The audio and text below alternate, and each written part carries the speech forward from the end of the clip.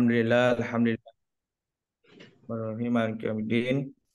Iyyaka na'budu wa iyyaka nasta'in. Ihdinas siratal mustaqim. Siratal ladzina an'amta 'alaihim minan nabiyyin wasyuhada'i wassalihin wa ulaika rafiqa. Wassalatu wassalamu ala asyrafil anbiya'i wal mursalin sayyidina Muhammadin wa ala alihi washabihi ajmain, amma ba'du. Baik yang saya hormati Bapak-bapak pada kelas khusus Mahat Aliyah Sadia Sengkang. Alhamdulillah pada kesempatan ini kita melanjutkan pertemuan kita.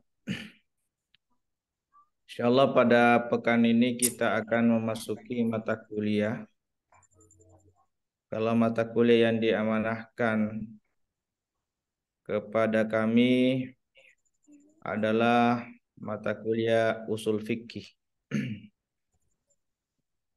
Insyaallah kita akan menggunakan kitab Ilmu Usulil Fiqh yang ditulis oleh Abdul Wahab Khalaf. Pada kitab ini kita akan pertama mendapatkan penjelasan tentang apa itu pengertian ilmu usul fikih dan ilmu fikih. Karena dua istilah ini adalah dua istilah yang harusnya kita pahami untuk mendalami makna-makna dalam mata kuliah ini. Baik, saya mulai bahwa di sini dinyatakan bahwa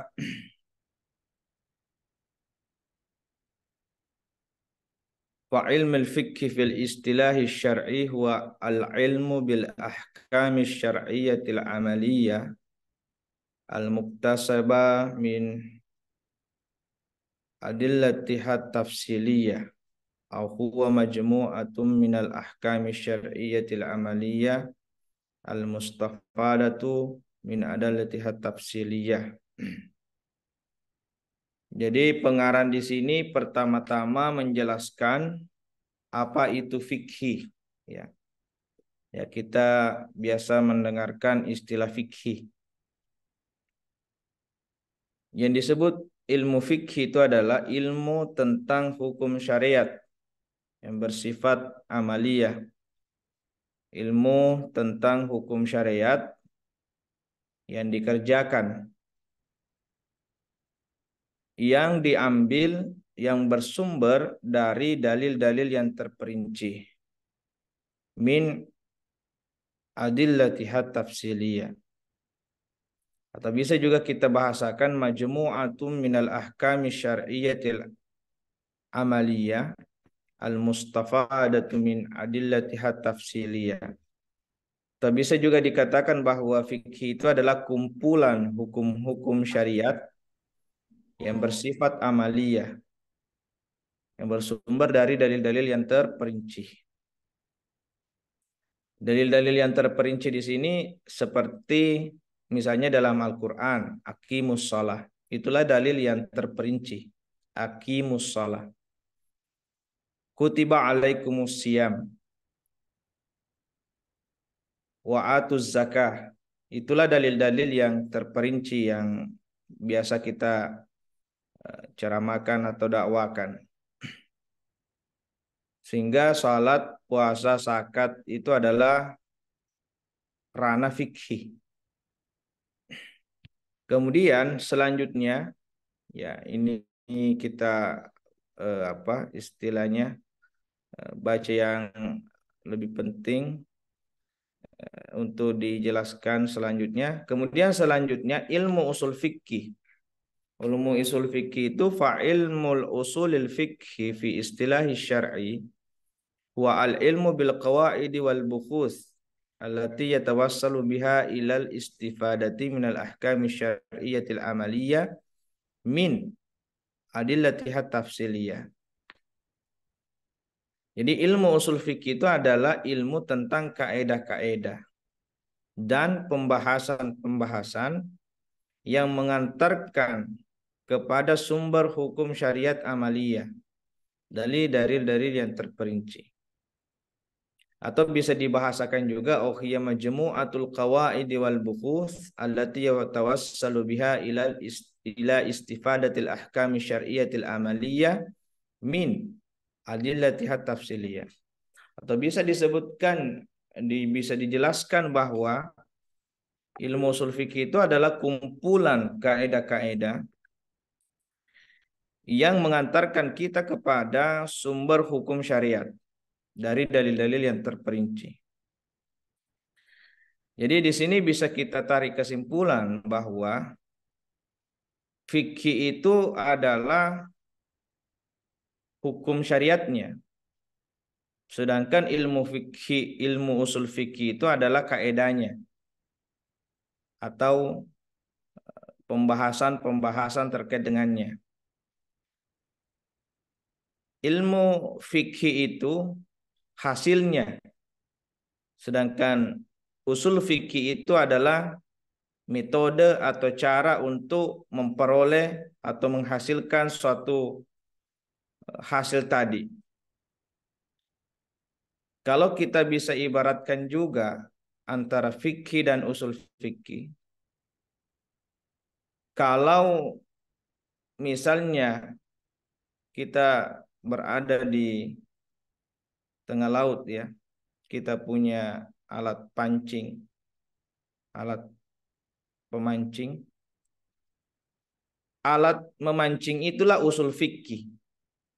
Dan ikan yang kita peroleh dari laut itulah yang disebut diistilahkan fikih.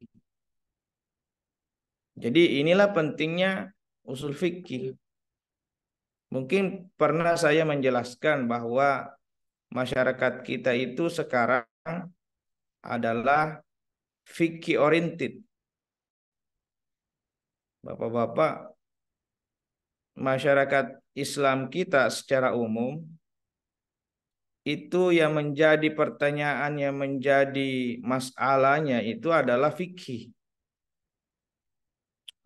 Sehingga misalnya tidak pernah kita dengarkan seorang eh, dari masyarakat kita bertanya apa i'rabnya ini, koma zaidun misalnya.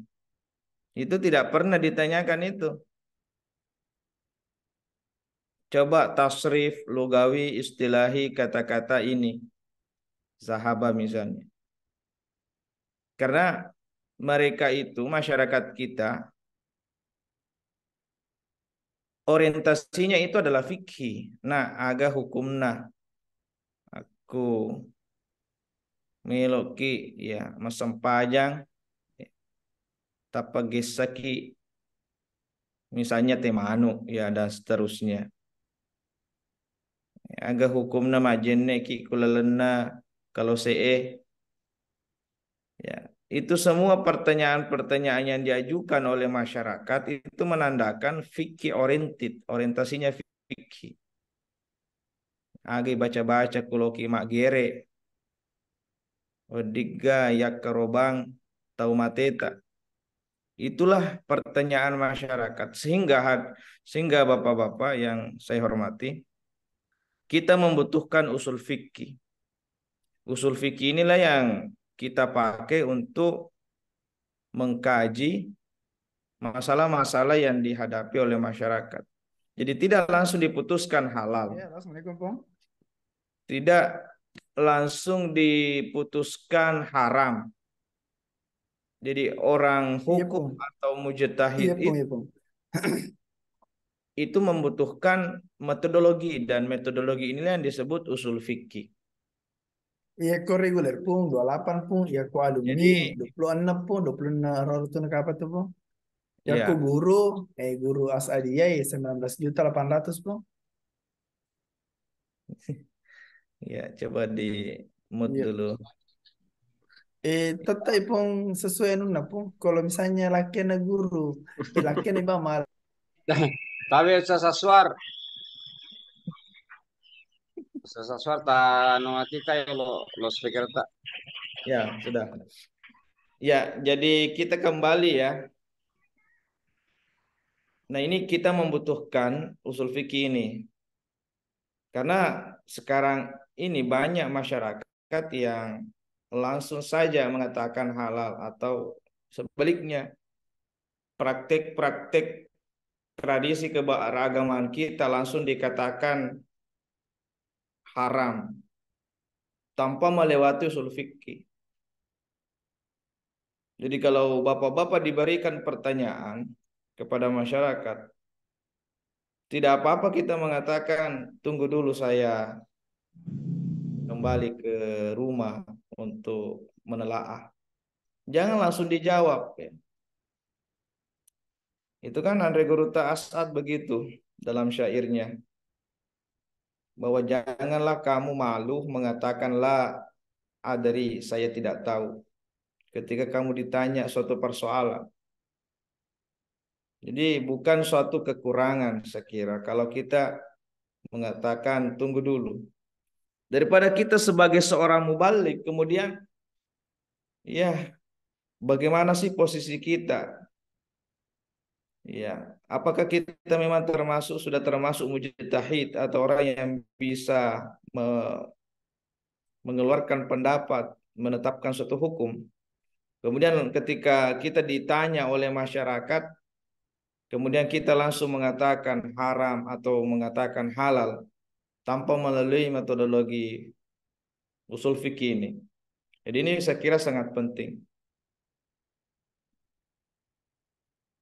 Sehingga banyak lembaga-lembaga fatwa di negara kita, Majelis Ulama Indonesia, Bahsul Masail di pondok pesantren, Majelis Tarjih di Muhammadiyah. Kalau di Asadiyah aja ada istilah Majelis Dakwah Fatwa dan Bahsul Masail tetapi tidak aktif. Itu bukan karena kurangnya ulama tetapi ya mungkin teknis dan mekanismenya yang masih harus kita biasakan. Tidak sama dengan di Jawa, itu kalau ada masalah-masalah langsung direspon. Kalau di luar negeri secara umum ada yang disebut Darul Ifta di Mesir. Itu Darul Ifta di Mesir mengkaji masalah, kemudian ketika mereka menetapkan fatwa tidak ada lagi yang menentang fatwa itu. Bukan hanya di Mesir tetapi sampai di negara-negara lain. Nah, jadi pada kesimpulannya di dalam definisi ini Bapak-bapak yang saya hormati, antara fikih dan usul fikih itu kita harus bedakan. Pada intinya fikih itu hasilnya sholat itu wajib, puasa itu wajib, zina itu haram, mencuri itu haram. Itulah fikih. Kemudian kalau usul fikih itu metodenya. Kenapa bisa kita mengatakan sholat itu wajib? Itu kaedahnya. Karena di dalam Al-Quran ada dalil yang menyatakan akimus sholat, akimu, dirikanlah. Itu kan akimu perintah. Dan dalam kaidah itu disebutkan bahwa al-aslu fil amri lil wujubi. Asal dari perintah itu pada dasarnya wajib. Berarti sholat itu wajib. Nah, inilah metodologi seperti ini yang disebut sebagai usul fikih. Tetapi nanti tidak semua perintah menyatakan wajib ya. Terkadang perintah itu bermakna sunnah. Ya. Terkadang perintah itu bermakna boleh-boleh saja. Jadi tidak semua perintah itu wajib. Inilah pentingnya usul fikih. Kalau kita hanya membaca bahwa perintah itu dasarnya wajib, maka wajib mana nih kulalana korange? Kalau ada kata-kata perintah. Tapi kan terkadang perintah itu bermakna pape surung atau sebaliknya kita sebenarnya dilarang ya. If'alu ma syi'tum di dalam Al-Qur'an. Fegau nih. Anu meloim fegau. Itu kan kalau kita melihat Intinya itu perintah, tetapi bukan berarti harus kita lakukan. Justru kita dilarang oleh Allah melakukan pelanggaran lagi. Seperti kalau ada santri kita yang sudah ya patoba-toba nih mah pengaja, tapi udah nih maka dah pego mana nih pelek agak melori. Nah, itu kan perintah tetapi maknanya larangan, ya. Antahdid, ancaman. Baik, sampai di sini mungkin kita ada ingin bertanya atau ingin berdiskusi tentang hal-hal yang kita temukan dalam masyarakat. Jadi ringan-ringan saja Pak ya. Tidak usah kalau saya tambah lagi ya nanti sifatnya ya, apa ya tidak bisa kita eh, cerna semua ya. Tetapi kalau sedikit demi sedikit ya mudah-mudahan bisa kita mengambil ya setidaknya sedikit pelajaran. Jadi pada intinya bacaan kita itu tentang tadi takrif ya definisi antara fikih dan usul fikih di mana pengarang kitab membedakan ya, ya fikih ini seperti ini, usul fikih ini seperti ini. Silakan siapa yang ingin berkomentar, ada komentar atau semacam diskusi, ada pertanyaan, silakan Pak. Kalau mahasiswa itu harus banyak pendapat dan pendapatan. Silakan kita bisa berbagi pengalaman lah setidaknya. Ku dibaca mana ya Roma Tanja Cakarudo Meki. Silakan Pak, ada Pak Isbullah, Pak Muhlar Sultan, gimana yang selama ini kita hadapi di masyarakat tentang pertanyaan-pertanyaan yang bernuansa fikih dan gimana caranya kita menjawab ini pertanyaan masyarakat. Silakan.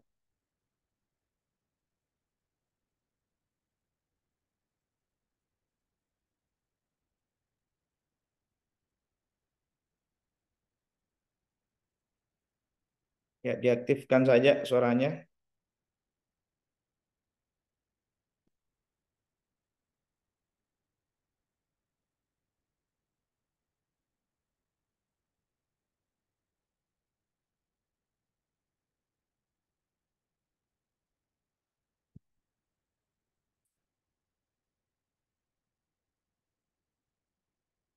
Nah, kalau tidak ada kira-kira saya ingin melempar, Pak.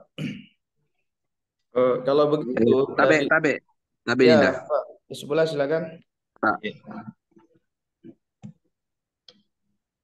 Saya dulu tabe, tabe. Ustaz.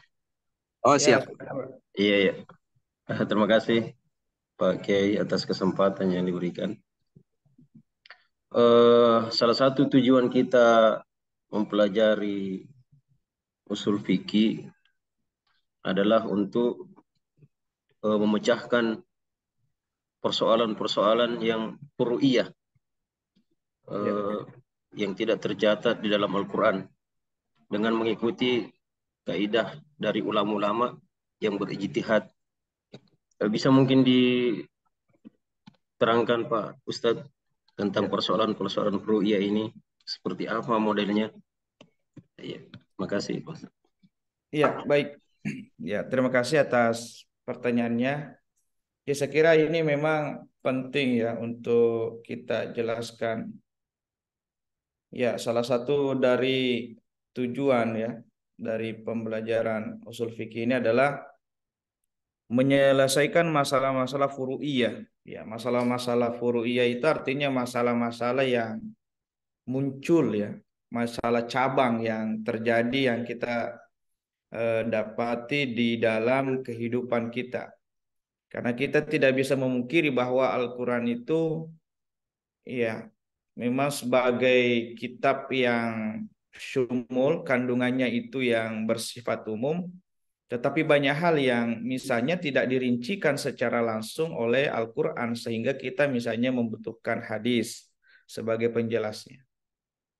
Dan hadis itu juga terbatas sehingga kita membutuhkan ijtihad ulama. Nah, apa contohnya ya? Sekira banyak contohnya. Masalah-masalah furu'iyah terkait ibadah, ya.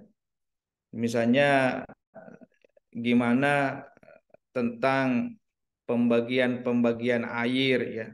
Masalah furu'iyahnya gimana air mustakmal itu, ya.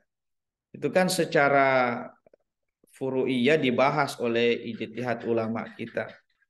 Gimana sholat ini, ya, apakah dalilnya sholat dengan apa istilahnya kunut dengan tidak kunut, ya itu kan masalah-masalah furu'iyah, ya jangan sampai masalah furu'iyah ini menjadikan kita apa istilahnya ya mempunyai pemahaman yang sempit hanya dengan misalnya kita membaca satu rujukan saja, ya. Padahal misalnya masalah kunut ini ada juga yang menyatakan kunut salat bersama Rasulullah dan Rasulullah kunut. Ada juga hadis yang menyatakan dengan ya bersama-sama lagi salat dengan Rasulullah tetapi Rasulullah tidak kunut. Nah, inilah pentingnya. Ya, jadi pada pemahamannya di sini yang perlu digarisbawahi bahwa fikih itu memang tempatnya perbedaan. Dan sekira inilah maksud ikhtilaf ummati rahmah. Perbedaan itu Bapak-bapak kita tidak boleh menyatakan bahwa perbedaan itu satu kekurangan, tetapi perbedaan itu adalah satu kelebihan. Ya, sehingga misalnya di Asia itu pada tingkat mahasiswa kita diajarkan fikih misalnya fikih Islam ya, yang semua mazhab itu ya pada umumnya 5 mazhab, ada Hanafiyah, Malikiyah, Syafi'iyah, Hanabilah dan Az-Zahiriyah. Itu semua kita bisa baca ya. Ya, gimana pendapatnya Malikiyah, gimana pendapatnya Syafi'iyah. Ketika misalnya bersentuhan lawan jenis, ya Syafi'iyah membatalkan wudhu, kalau Malikiyah tidak, kecuali ada yang disebut strum ya atau syahwat ya. Nah, tetapi Hanafiyah itu meskipun ada syahwat belum membatalkan wudhu sampai terjadi yang disebut duhul ya. Ya, ini kan perbedaan ya dan semuanya itu mempunyai sumber ya. Kenapa Hanafiyah menyatakan berhubungan itulah yang bisa membatalkan wudhu? Itu kan dalam Al-Quran itu kan lamastumun nisa ya, menyentuh. Kata-kata lamasa menyentuh perempuan. Ulama Hanafiyah ini mengambil kata-kata lamasa lain dalam Al-Quran itu terkait kisah Maryam, orang tua atau ibu dari Isa alaihissalam. Ketika diberitahu diberitahu Maryam bahwa kamu hamil ya, kamu hamil. Kemudian Maryam mengatakan, kenapa saya bisa hamil? Nah, saya tidak pernah disentuh. Nah, kata-kata disentuh di situ dia menggunakan Al-Quran menggunakan kata-kata lamasa. Ya, sehingga mazhab Hanafiyah mengatakan bahwa menyentuh dalam ayat wudhu tadi baru membatalkan kalau terjadi ya jima ya, kalau terjadi persetubuhan. Saya kira ini semua yang bisa kita uraikan betapa pentingnya kita mempelajari usul fikih ini untuk mengurai masalah-masalah furu'iyah. Dan sekarang itu banyak sekali masalah-masalah furu'iyah ya terkait ibadah, terkait muamalah, apalagi muamalah yang sampai sekarang ini perkembangannya sungguh luar biasa. Nanti akan dijelaskan ya ibadah muamalah itu seperti apa. Kemudian masih ada yang ingin Bapak berkomentar atau bertanya? Tabendi, takhfif. Ya, silakan Deng. Iya, Tabendi. Saya tidak tampilkan gambarnya karena saya lagi di luar ini. Ya, Ya. artinya biar tidak ada gambar, yang penting ada suara. Siap. Tabe, terima kasih. Sebenarnya saya sangat bersyukur karena malam ini kita mendapatkan materi oleh seorang dokter muda. Harus ada Kenapa suara. saya katakan muda? Karena saya anggap ini adalah adik saya. Ya. Tapi persoalan kependidikan itu tidak mengenal umur. Kamu malu ko macet yang dia bilang. Materi kita terkait dengan usul fikih. Di sini kita tentu pahami bahwa perbedaan fikih dan usul fikih itu kita sudah pahami. Terkait dengan usul fikih adalah himpunan kaidah yang bahasanya yang menjadi sarana untuk mengambil dalil-dalil hukum syara mengenai perbuatan manusia dari dalil-dalil terperinci. Pertanyaan saya, kenapa para ahli usul fikih ini mereka hanya membahas mengenai dalil-dalil kulli dan hukum-hukum kulli, tapi mereka tidak lari ke pembahasan terkait dengan dalil-dalil juz'iyah dan tidak pula mengenai hukum-hukum juz'iyah. Jadi mungkin Dinda Tarmizi bisa menjelaskan terperinci bahwa kenapa para ahli hukum usul fikih itu mereka hanya mengambil dalil-dalil kulli dan hukum-hukum kulli. Tabe, itu sementara. Ya. Baik, syukran Deng atas pertanyaannya. Ya, Siap. jadi memang dalam masalah usul fikih ini ada yang disebut dalil kulli, dalil yang bersifat global. Kemudian ada yang bagiannya atau juz'iyahnya, dalil yang merupakan cabang daripada dalil kulli tersebut. Nah, di dalam hal ini ulama kita mengambil dalil-dalil yang bersifat kulli, ya. Itu sebenarnya secara umum menggambarkan bahwa di dalam menetapkan suatu hukum, ya kita harus merujuk pertama-tama pada dalil-dalil yang bersifat umum, ya. Dalil-dalil yang di dalam Al-Quran misalnya, dalil-dalil tersebut dijelaskan secara umum, ya. Kalau istilah kullinya di sini ada yang menerjemahkan bahwa kulli itu misalnya di dalam Al-Quran tentang keadilan, itu dalil-dalil yang bersifat kulli secara umum, nilai-nilai yang bersifat universal. Kemudian kalau juz'i sebenarnya juga diambil, tetapi juz'i ini kan hanya mengatur pada apa yang dituju pada dalil tersebut. Misalnya dalil-dalil juz'i itu tentang kewarisan, ya, kewarisan di dalam Al-Quran. Ini adalah dalil yang juz'i yang bersifat jelas bahwa misalnya laki-laki itu mendapatkan 2, kemudian 1. Ya, jadi pada kesimpulannya bahwa usul fikih ini memang secara umum, ya, membahas, ya, dalam maudhu'nya, ya, objek pembahasannya itu usul fikih membahas tentang perintah, larangan, umum, khusus, ya, termasuk apa yang tadi dijelaskan oleh Den Takhfif bahwa juga dijelaskan tentang hukum-hukum yang bersifat kulli. Nah, nanti di hukum-hukum juz'i itu disitulah banyak-banyak perbedaan, ya. Jadi kalau kita menyatakan bahwa Al-Quran itu ya memang secara syumul atau kandungannya hukum-hukumnya bersifat kulli, kita tidak boleh mengatakan ada yang tidak ada di dalam Al-Quran, ya. Semuanya ada, tetapi mungkin hukumnya atau kandungannya Al-Quran itu bersifat kulli, ya, bersifat umum, global saja, ya. Misalnya tentang politik, ya. Jadi pemahaman kita di Asadiyah, Al-Quran itu, ya, kita tidak menafikan bahwa mempunyai kandungan bernegara atau tata negara. dauliyah. Tetapi kita tidak boleh menyatakan bahwa ada bentuk negara yang disebutkan di dalam Al-Quran, karena memang tidak ada. Jadi prinsip atau dalil-dalil kullinya saja yang ada di dalam Al-Quran, seperti adil, persamaan, musyawarah. Ya. Baik, sekira kita melanjutkan dulu ya.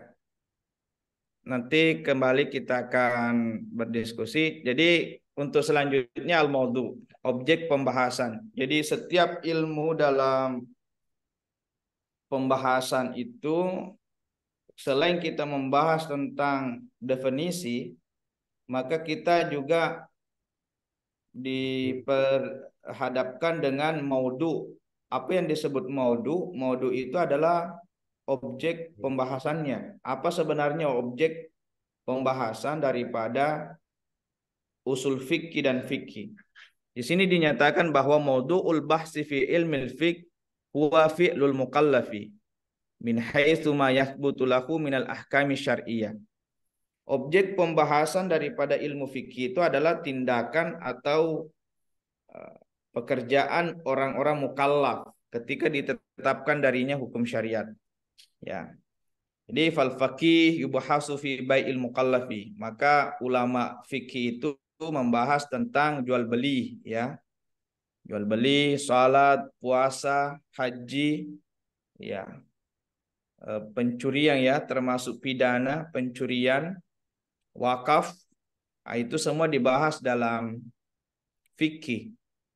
Wa amma mawdu'ul bahsi fi ilmi usul fiqh fa huwa ad-dalilu syar'iyyul kulli. Nah, ini yang dinyatakan tadi oleh Den Takhfif, bahwa objek pembahasan daripada ilmu usul fikih itu adalah dalil-dalil syar'i yang bersifat kulli, ketika ditetapkan darinya hukum-hukum yang bersifat global, ya.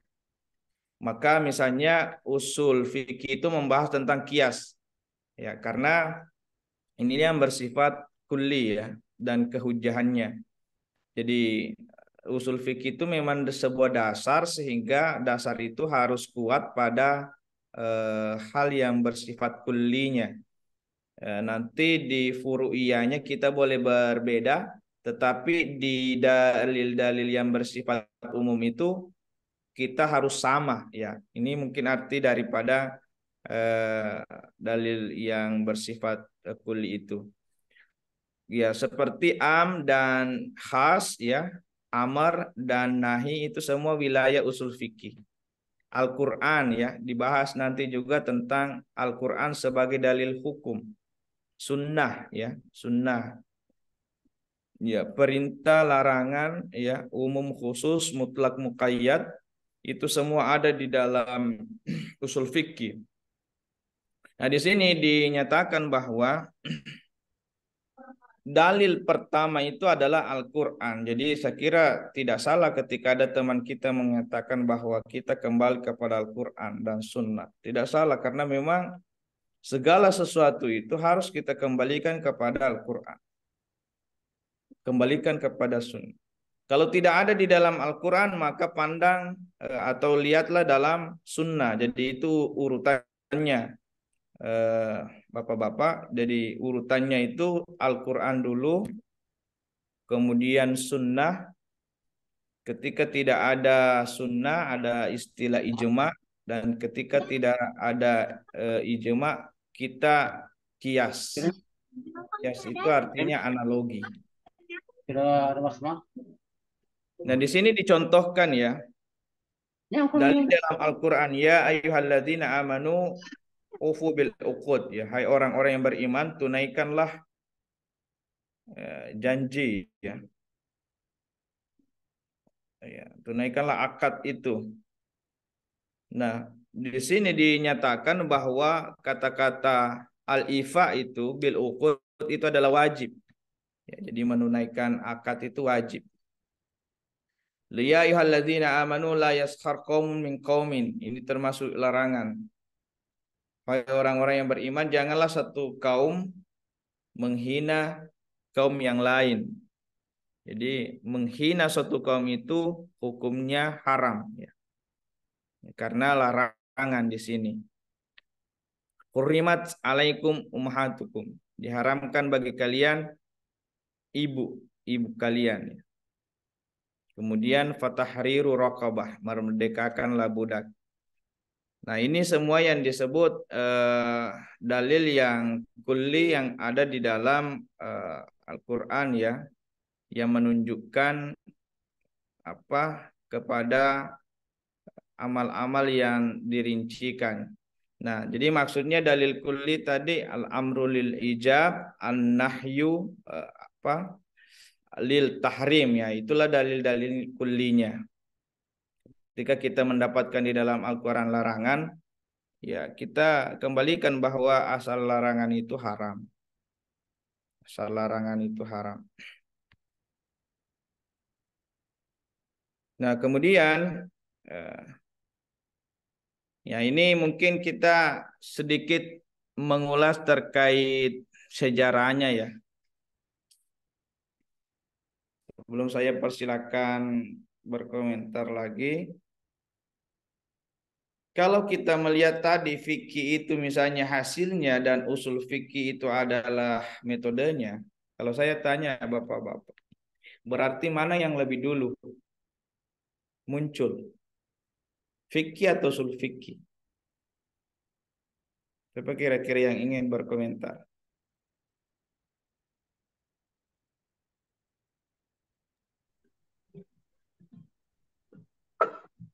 Saya mungkin Ya, silakan.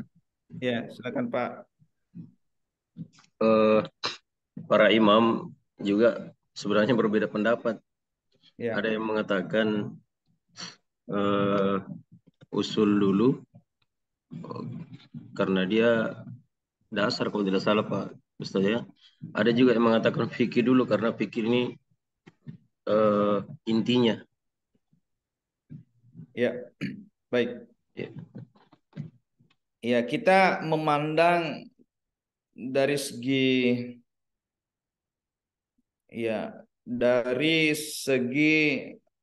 kesempurnaannya sebagai sebuah ilmu, maka sesungguhnya fikih yang pertama ya. Karena di sini dikatakan nasya'at ahkam al-fikhi ma'an nasy'atil Islam ya. Munculnya hukum fikih itu bersama dengan munculnya Islam. Li'annal Islam huwa majmu'atun minal aqaid wal akhlaq wal ahkamil amaliyah. Karena Islam itu meliputi kumpulan akidah, masalah akidah, akhlak dan syariat. Jadi kalau secara kesempurnaannya fikih itu lebih dahulu dikenal dibanding usul fikih. Tapi kita tidak menafikan sebagaimana tadi yang dikatakan Pak Hizbullah, kita tidak menafikan cara-cara mengeluarkan hukum itu sudah ada sejak pada masa Nabi. Ya, misalnya mengembalikan segala persoalan kepada Al-Qur'an, ya. Berkias, ya. Menguatkan misalnya ketika ada dua hal, maka yang harus dikuatkan yang lebih misalnya bermaslahat ya. Itu sudah ada. Tetapi kalau secara kesempurnaan maka sesungguhnya usul fikih itu baru muncul pada masa Imam Syafi'i ya sebagai pencetus ya. Di sini dikatakan amma ilmu usul fikih falam yansha illa fil qarni tsanil hijri. Adapun ilmu usul fikih itu tidak muncul kecuali pada kurun waktu kedua tahun Hijriah. Tahun kedua Hijriah ya. Ya itu yang pertama mencetus ilmu ini adalah Imam Syafi'i dalam kitab yang disebut Ar-Risalah. Ada kitab usul fikih yang pertama itu adalah Ar-Risalah yang ditulis oleh Imam Syafi'i. Tapi kita tidak menafikan ya bahwa metodologi dalam penetapan hukum itu sudah muncul sejak masa sahabat, masa Nabi. Cuma secara pembukuannya, sebagaimana yang kita lihat, dan menjadi sebuah cabang ilmu, itu baru pada masa Imam Syafi'i. Sehingga Imam Syafi'i itu terkenal dengan metodologi kiasnya ya Bapak. Ya, saya ceritakan sedikit. Pada mulanya fikih itu, pembahasan tentang fikih itu ada dua mazhab yang paling berpengaruh. Ada mazhab ahlur ra'yi, ya. Mazhab fikih yang mendahulukan akal di dalam menetapkan hukum. Itu tempatnya di Irak yang dipelopori oleh Imam Abu Hanifah. Jadi Imam Abu Hanifah itu adalah ahlur ra'yi. Artinya banyak-banyak pandangan fikihnya itu diputuskan berdasarkan akal atau logika. Kelompok yang kedua itu yang disebut ahlul hadis atau ahlun nas, ahlun naqli. Kelompok yang menggunakan nas-nas sebagai penetapan hukum. Banyak-banyak, dan di sini dinyatakan banyak-banyak nas yang dimaksud itu hadis. Karena kan kalau Al-Quran semuanya sama, ya. Yang banyak-banyak yang dimaksud menggunakan nas di sini hadis. Nah, inilah ulama yang disebut Imam Malik, mazhab Malikiyah yang ada di Mekah, ya, pada waktu itu. Nah, dua mazhab ini itu ya dia punya rentang waktu yang sama. Jadi ada yang ahlun nakli melalui nas-nas, ada yang ahlul akli. Dan saya ingin mengatakan bahwa sesungguhnya semua mazhab ini berkaitan, ya Bapak-bapak. Mungkin Bapak-bapak pernah membaca. Ahmad bin Hambal, ya kita mulai dari bawah, itu pernah belajar ke Syafi'i, mazhab Syafi'i. Syafi'i adalah murid Imam Malik. Dan Syafi'i juga punya guru bernama Abu Yusuf yang merupakan murid dari Imam Abu Hanifah. Jadi semuanya sebenarnya berkaitan. Nah, kita kembali kepada tadi. Saya ingin tidak menyatakan bahwa ini yang benar ahlul ra'yi benar dibanding ahlul nakli. Kita tidak boleh mengatakan itu. Atau sebaliknya, ahlul nakli lah yang lebih benar dibanding ahlu ra'yi. Ulama yang menggunakan nas lebih benar dibanding yang menggunakan akal. Karena semuanya punya alasan. Kenapa Imam Malik banyak-banyak menggunakan nas? Karena Imam Malik itu berada di tanah Arab, tanah Mekah, dan koleksi hadisnya itu banyak. Banyak sekali koleksi hadisnya. Kita kenal dengan kitab Al-Muwatta Ibnu Malik. Imam Malik itu Al-Muwatta Imam Malik ini adalah kitab hadis yang pertama, ya, meskipun kualitasnya itu di bawah dibanding Imam Sahih Bukhari Muslim, tetapi kitab hadis pertama itu Muwatta. Jadi koleksi hadis Imam Malik itu lebih banyak dibanding Abu Hanifah. Sehingga dalam menjawab permasalahan, apa salahnya Imam Malik menggunakan banyak-banyak nas. Tetapi sebaliknya Abu Hanifah itu tidak. Di daerah Abu Hanifah ini sudah banyak apa ya istilahnya? Sudah banyak perkembangan. Dan pertanyaan-pertanyaan itu muncul, tetapi Imam Abu Hanifah mengalami keterbatasan nas-nas di dalam hal ini hadis. Sehingga Abu Hanifah menjawabnya dengan rasio, akal. Wanita karir itu sudah ada pada masa Imam Abu Hanifah. Jadi kalau banyak-banyak pendapat tentang akal, yang menggunakan akal itu Abu Hanifah.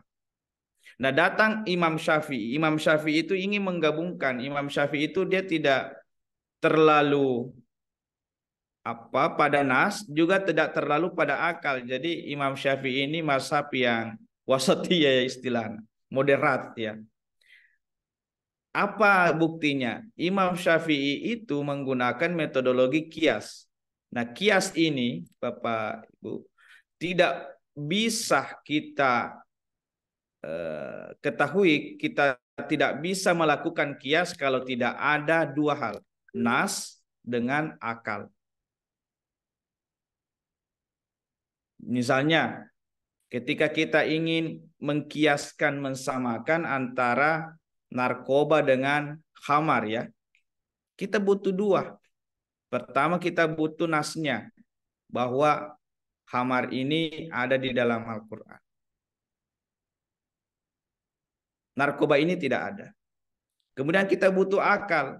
Akal kita yang menyatakan bahwa narkoba ini sama mudaratnya, sama kerusakannya dengan apa yang ditimbulkan oleh khamar. Sehingga kita menyamakan narkoba dengan khamar. Justru lebih parah narkoba, Bapak. Kalau khamar mungkin satu hari satu malam saja orang mabuk ya. Tapi kalau narkoba, narkotika dikonsumsi mungkin 1 minggu. Itu mabuknya. Coba bayangkan. Ketika khamar diharamkan, maka mesti juga narkoba itu diharam. Nah, inilah cara kias yang dipakai oleh Imam Syafi'i yang saya katakan tadi, ingin menggabungkan antara ahlul ra'yi dan ahlul nakli. Baik, sampai di sini ada yang ingin berkomentar? Silakan. Ya, Iya, silakan Pak Ahmad. iya ada Ustaz. Baik, terima kasih atas kesempatan yang diberikan. Eh, di sini barangkali Pak Dokter, kami mau dijelaskan tentang eh, pendapat Imam Syafi'i, yaitu kan dalam mazhab Imam Syafi'i itu ada dua, yaitu kaulul qadim dan kaulul jadid. Iya. Bisa kira-kira Ustaz dijelaskan itu karena eh, kami ya kurang Iya. ya tentang ini. Baik, baik, terima kasih Sejarahnya Pak. Ustaz, ya sejarahnya. Ya, baik. Ya, Terima memang kasih. Imam Syafi'i ini punya dua ya pendapat ya. Ada yang disebut qaulul qadim, pendapat terdahulu. Ada juga qaulul jadid, pendapat yang baru. Nah, ini sejarahnya ya itu tadi tidak terlepas lagi dengan apa ya istilahnya perubahan zaman atau perbedaan tempat. Karena memang fatwa atau ijtihad itu Bapak itu terkadang berubah karena perbedaan tempat, perbedaan zaman, kondisi, adat istiadat itu sehingga dikatakan tagayyurul fatwa bitagayyuril amkinati wal azminati wal ahwal wan niyat wal ada. Perubahan fatwa itu bisa saja karena kondisi, tempat, keadaan, adat, istiadat dan niat. Nah, ini kenapa bisa ada perbedaan? Itu kan pada historis nih sejarahnya bahwa Syafi'i itu pernah berada di Mesir ya, yang terbaru itu, kemudian sebelumnya di negara Arab ya, kemudian ke Mesir ya. Maksud saya di sini di dekat Makkah Madinah itu kemudian ke Mesir. Nah, disitulah di Iran itu Syafi'i mempunyai qaulul qadim. Kemudian ketika berpindah ke Mesir, Syafi'i punya qaulul jadid. Saya kira bisa dicontohkan misalnya tentang tadi menyentuh lawan jenis ya. Qaulul qadim atau pendapat terdahulu Syafi'i itu mengatakan tidak batal bersentuhan lawan jenis, tidak batal qaulul qadimnya, pendapat terdahulunya. Yeah.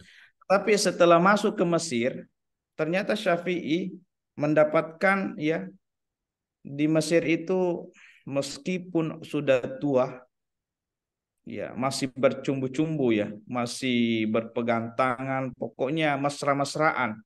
Kemudian disitulah Syafi'i mengatakan tidak sah atau batal ini kalau bersentuhan lawan jenis karena melihat kondisi yang ada di Mesir itu.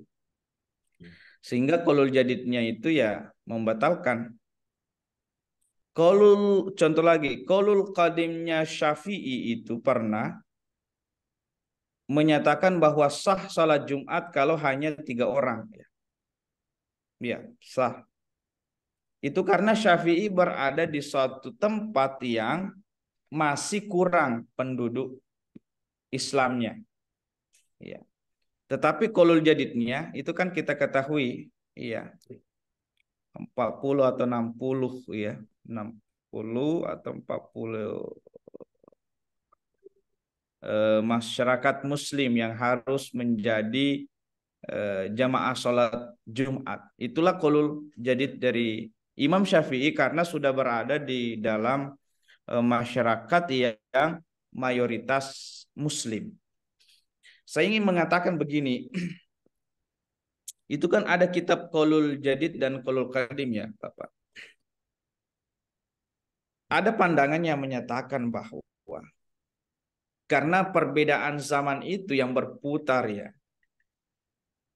dan kita ketahui masa kita dengan Imam Syafi'i itu sudah berapa banyak perbedaan kondisinya. Bisa saja qaulul qadim Syafi'i itu yang sekarang lebih cocok dibanding qaulul jadidnya. Iya. Ya.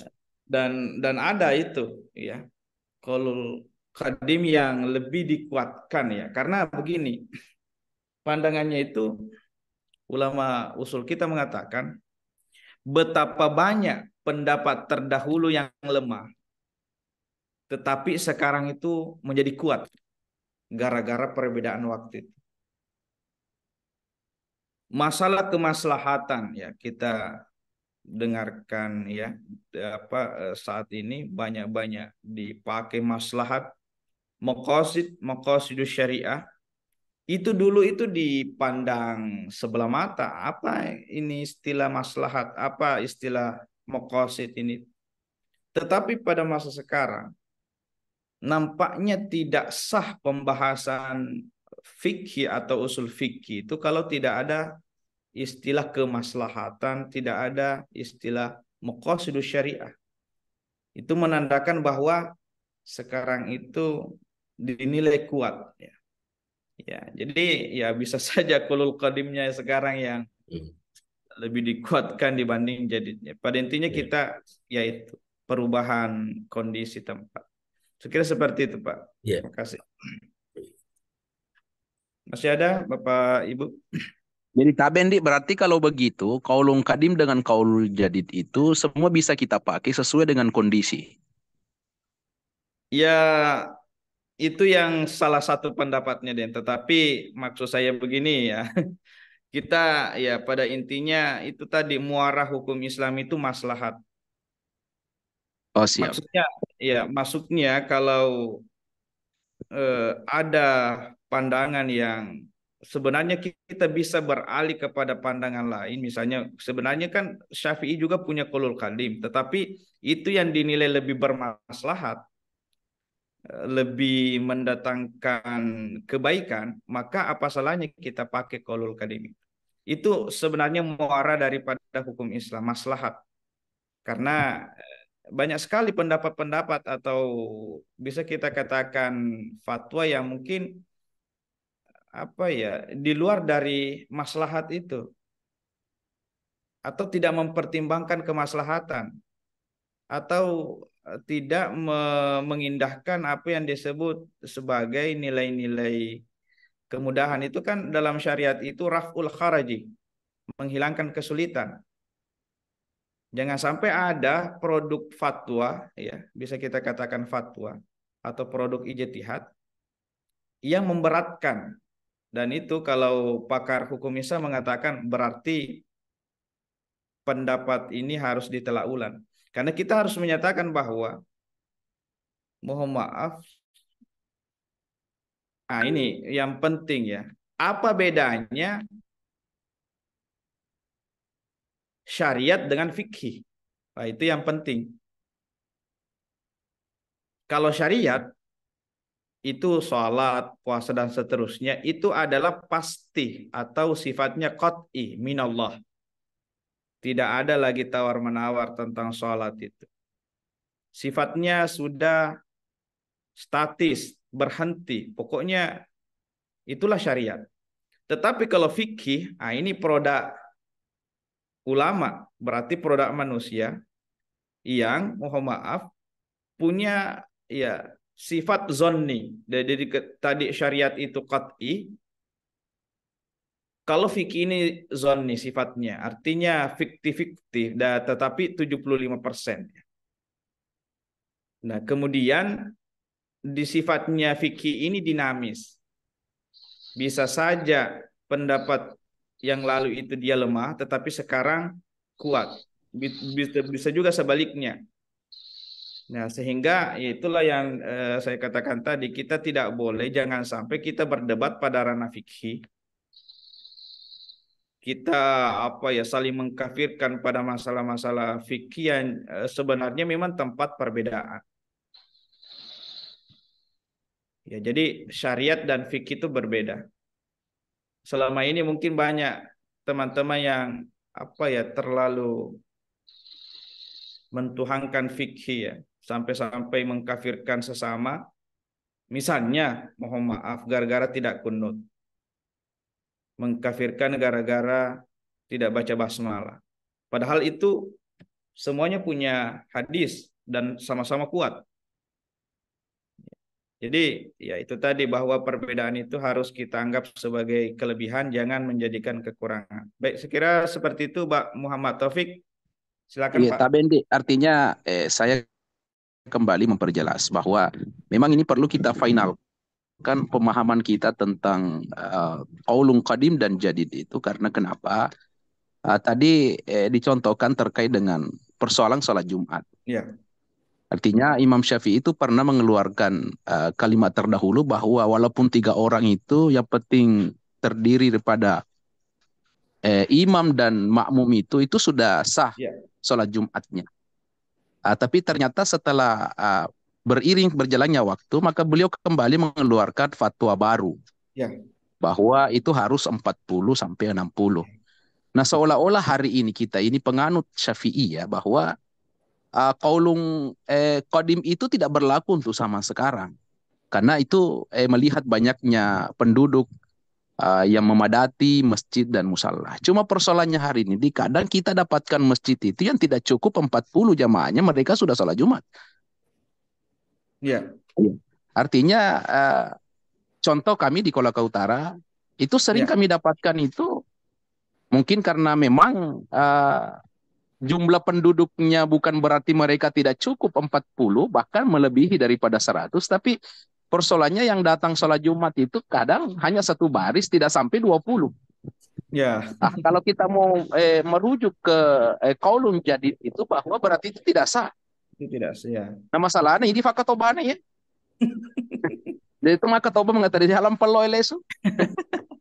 Tapi ini hanya sekedar intermezzo saja. Iya, ini penting ya. Jadi saya kira di daerah-daerah seperti itu yang sebenarnya banyaknya ya itu sudah melebihi daripada batas yang diberikan, tetapi itu tadi iman atau kesadaran masyarakat itu yang berkurang.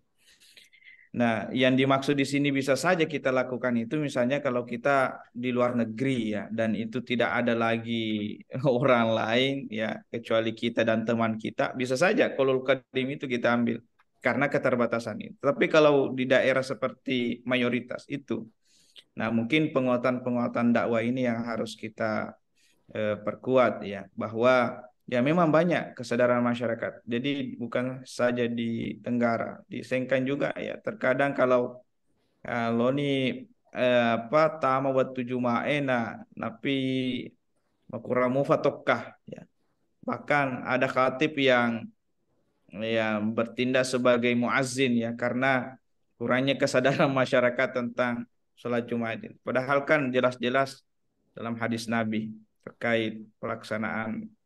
Ya kok yang digena betul digena tahu kan rusuh. Ya. Baik ya Pak Taufik, silakan Pung. Iya, terima kasih atas kesempatan yang diberikan kepada kami.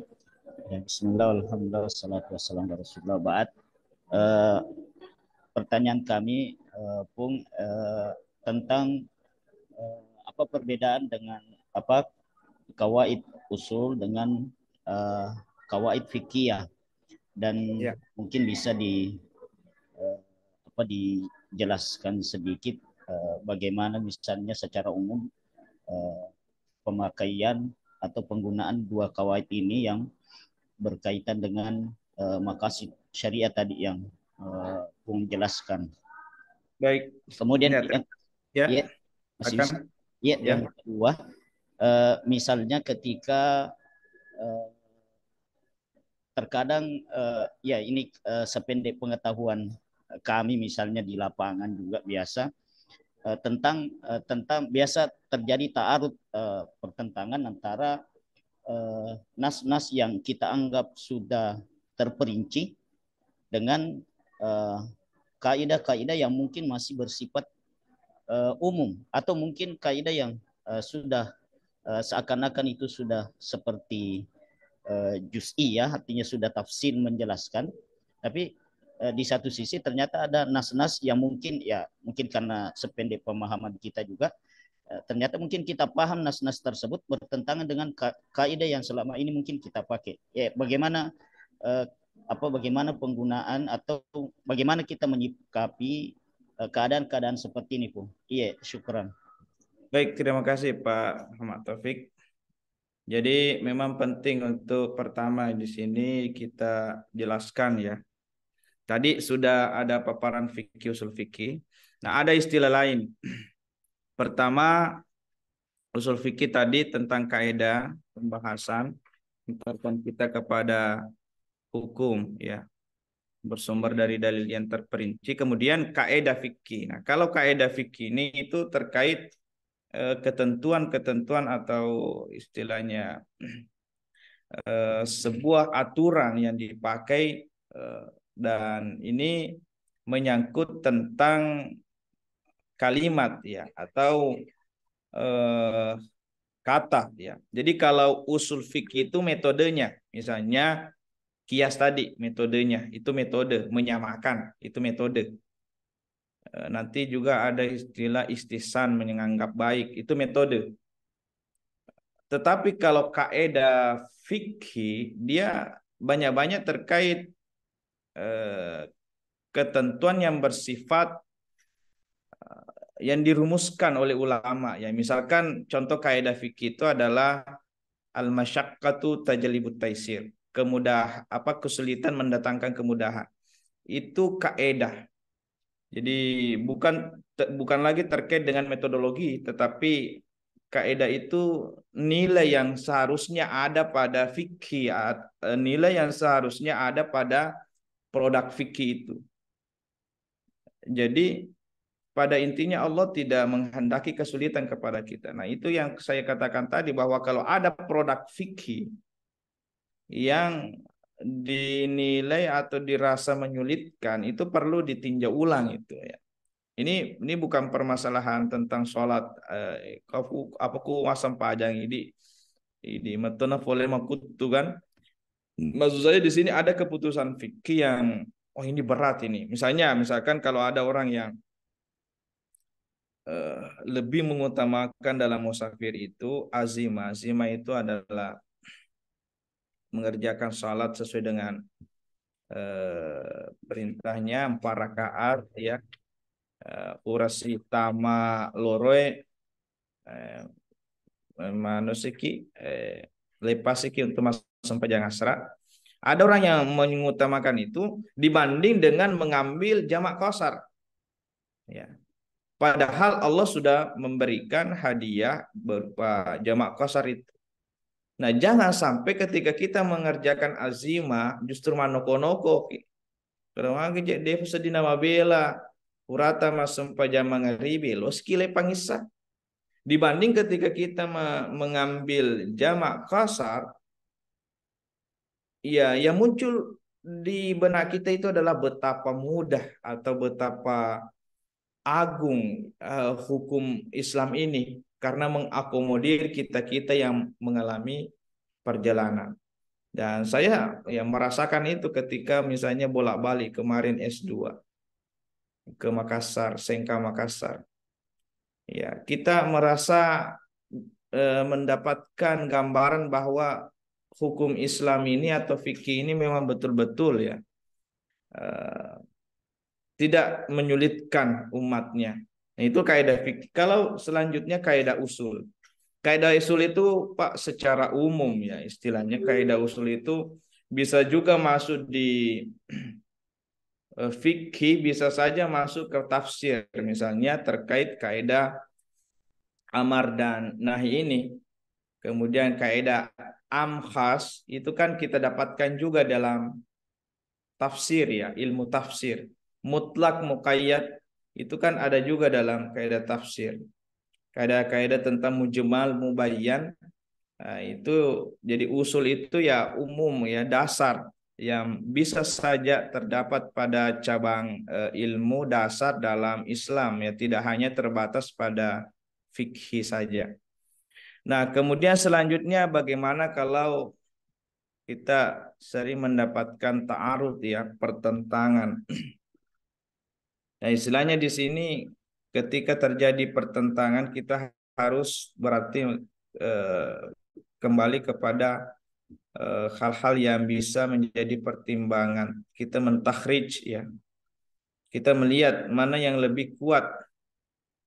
Ya, jangan sampai yang terjadi ta'arud itu misalkan antara dalil-dalil yang sudah qat'i, nanti ada pembahasannya qat'i dengan dalil-dalil yang bersifat zanni, maka tentu yang dikuatkan itu adalah dalil-dalil yang bersifat qat'i. Ya, karena qat'i itu pasti. Misalkan ya terjadi pertentangan antara dalil yang mungkin derajat hadisnya itu mutawatir dibanding derajat hadis ahad, maka tentu yang kita kuatkan itu adalah yang mutawatir. Jadi kita kembali melihat, kalaupun sama, ya kalaupun sama, maka kita harus menguatkan dari sisi itu tadi yang saya katakan, mana yang lebih bermaslahat. Karena inilah inti daripada hukum Islam. Sama-sama qat'i misalnya, tetapi yang satunya ini maslahatnya lebih besar ya. Keberpihakannya ya, kebaikannya terhadap umum, hal-hal yang bersifat umum itu jauh lebih banyak dibanding yang ini, sehingga inilah yang kita kuatkan. Jadi dalam maslahat itu kita harus melihat mana yang lebih banyak maslahatnya. Begitu pula kalau maslahatnya itu sama-sama, maka yang selanjutnya kita lihat itu mana maslahat yang lebih umum. Al-maslahatul ammah muqaddamatun alal maslahatil khas. Maslahat umum itu lebih diutamakan dibanding maslahat yang bersifat khusus. Kita semua di sini kan punya maslahat ya. Ya, mahasiswa punya maslahat, dosen punya maslahat ya. Nah, tetapi ya kita harus sama bahwa kita disamakan dengan suatu tujuan sehingga misalnya kemaslahatan umum itu kita dahulukan, kemaslahatan khusus kita kesampingkan. Kalau kita dipanggil gotong royong oleh kepala desa, kita kan punya jadwal untuk ke kantor kah atau ke tempat tugas kita. Tetapi kita kesampingkan ke kantor, kita kesampingkan ke tempat tugas untuk memenuhi undangannya kepala desa gotong royong, itulah yang disebut mendahulukan kemaslahatan umum dibanding kemaslahatan pribadi. Ya saya kira harus ditarjih Pak, dikuatkan ya. Apakah kita melihat nasnya atau kalau nasnya sama-sama kita melihat isi atau substansi daripada permasalahan itu mana yang lebih bermaslahat. Itulah yang kita kuatkan. Baik. Untuk selanjutnya, saya kira kalau tidak ada kita sampai di sini dulu. Insya Allah pertemuan selanjutnya kalau bisa malam berikut. Sudah selesai juga. Ya, kita berpindah pada dalil-dalil syariah. Jadi ini ada dalam kitab ini ada 10 dalil, 4 yang disepakati, Al-Quran, Sunnah, Ijma' Qiyas itu disepakati ulama penggunaannya. Kemudian 6 ini masih diperselisihkan, istihsan, maslahatul mursalah, urf, istishab, syar'u man qablana, mazhab sahabat. Ini yang diperselisihkan ulama. Maksudnya diperselisihkan, ada yang pakai dan yang tidak pakai. Istihsan dipakai Abu Hanifah, Syafi'i tidak. Maslahah mursalah dipakai Imam Malik, Imam Syafi'i tidak. Urf dipakai Imam Malik dan Abu Hanifah, Syafi'i tidak. Istishab dipakai Syafi'i, tetapi Imam Abu Hanifah dan Imam Malik tidak pakai. Jadi yang punya dalil syar'i yang sangat minim itu adalah Syafi'i. Sebagaimana yang ada di kitabnya juga Guru As'ad, pendiri Asadiyah. Itu di dalam kitab Nailul Ma'mul yang ditulis oleh Guru Sa'ada itu 5 saja itu. Al-Quran, Sunnah, Ijma', Qiyas, dan Istishab. Itu saja metodologi. Sehingga yang saya tulis juga di Fikih Asadiyah itu 5. Nah, kenapa kita mempelajari 10 ini? Nah, sebagai mahasiswa, kita juga ingin mendapatkan gambaran istihsan itu apa, maslahah mursalah itu apa. Karena Bapak-bapak, Majelis Ulama Indonesia atau MUI itu, kalau memutuskan fatwa sekarang, itu yang paling banyak dipakai ini, maslahatul mursalah, kemaslahatan. Dan ada juga ya saddus syariah istilahnya. Jadi banyak-banyak kita mengatakan kenapa dilarang begini karena maslahat. Kenapa dilarang berjamaah misalkan saat Covid, maslahat. Itu kan banyak-banyak maslahat. Padahal ini tidak dipakai Syafi'i.